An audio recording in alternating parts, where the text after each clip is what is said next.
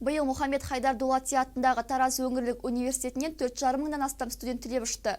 Оқу ордасын үздік аяқтаған жас мамандарға диплом білім алаңында салтанатты түрде табысталды. Химия мамандығының магистрі Жүсіп Назарова Ғазиза Макуваевна. Іс-шараға облыс әкімі, ғалымдар мен аймақ зиялылары қатысты. Эстрада жұлдыздары да арнайы шақыртылыпты. Жүрегіме батты, орындамай өзіңсіз қалдарманым, жүрегіме батты.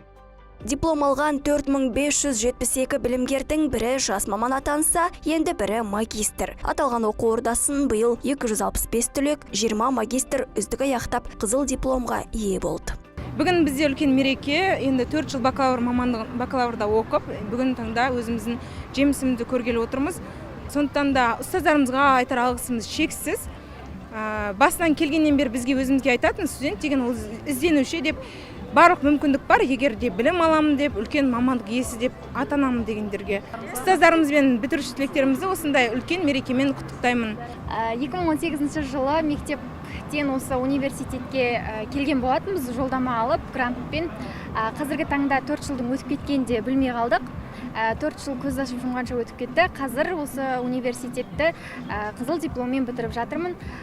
Мамандығыммен жұмыс істеу және де студенттік өмірді қатар алып жүру маған өте тәжірибелі болды. Барлық бітіруші түлектерге сәттілік тілеймін. Өткен оқу жылында университет түлектерінің 77% жұмысқа қамтылды. Биыл да біз осындай көрсеткіш күтіп отырмыз. Еліміздің ертеңгі болашағы сіздердің қолдарыңызда. Жолдарыңыз ашық, қадамдарыңыз сәтті болсын. Айта кетейік, аймақта 80 мыңға жуық студент бар. Фарида Сейілханғысы, Нұртай Ыбырай, Мейірбек Сауранбай, аймақ.